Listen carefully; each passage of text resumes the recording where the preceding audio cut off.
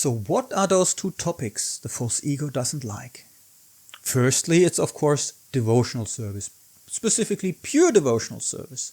If we become devotees, the false ego doesn't mind. The false ego doesn't mind at all, because there is so much opportunity for the false ego to act and shine. Being a great popular cook, being a book distributor, getting the highest scores, being a kirtaniya, look how expert I can play this and that instrument, and how beautiful my voice is, and how beautiful my dancing is, and whatnot. So and how wonderful I dress the deities, and look at my deity, how beautiful my deity looks, and so on. I mean, there's so much opportunity to act on the false false ego patterns of behavior, and we don't even notice.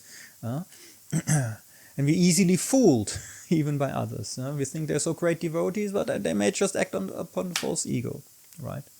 So becoming a devotee is not such big of a threat for the false ego, but to hear and learn about pure chanting, pure devotional service, well, that's a bit more difficult, because the false ego is in the way.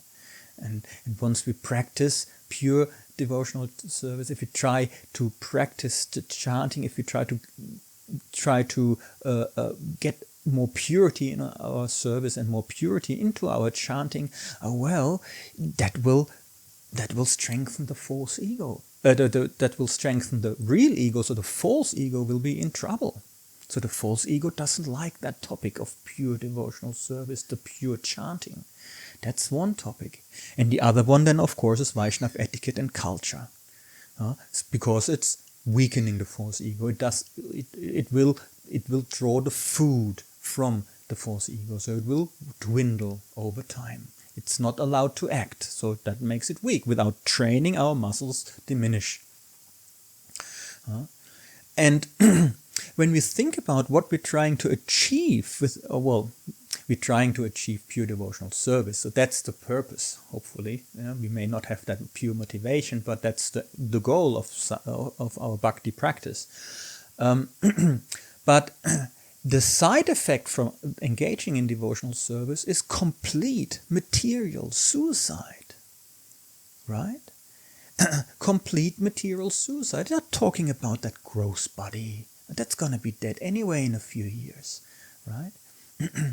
It's the subtle body which has to die, and that's what His Holiness Bhakti Tirtha Maharaj in his last public appearance shared, how his body, riddled by cancer, is already dead, the gross body. Now the subtle body has to die. And the subtle body is with us for so many lifetimes. And we know how attached we are to our gross body. And we're only with this body for a few decades. But that subtle body is with us for millions of years. There is attachment there. Do you think the false ego will just peacefully go and cease to exist? No, definitely not. Like any cornered animal, if the animal cannot flee anymore, cannot hide anymore, it will fight.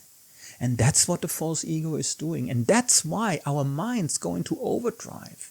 It's the false ego defending. It's the false ego trying to distract you, trying to not allow you to listen, trying to bring your attention away from that threatening situation for itself. It's liberating for us, but it's a threat to the false ego.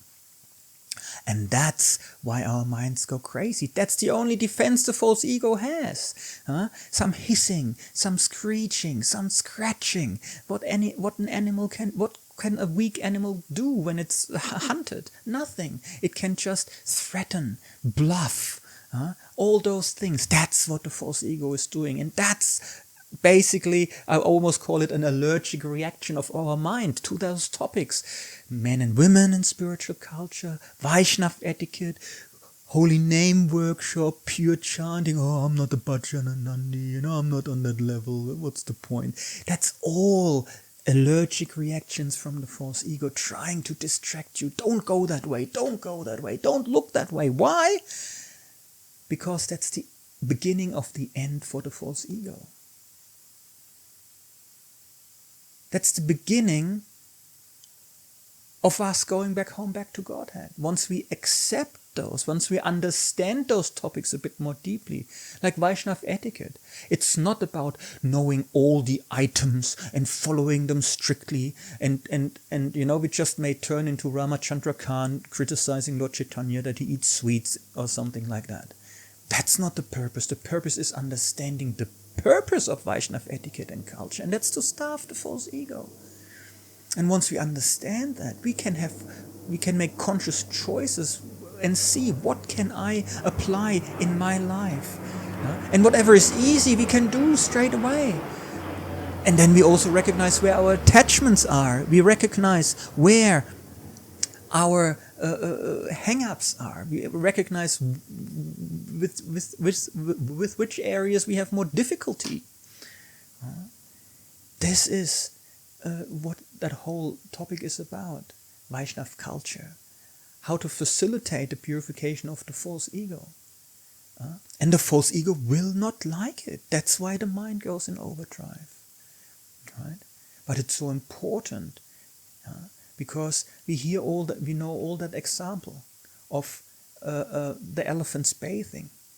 We put so much time and effort in the devotional service, and then we're wondering why I'm not getting anywhere, because we're stuck in false ego patterns of behavior. And I want to give that elephant bathing example in a little different way, just for us to have a bit of a deeper insight.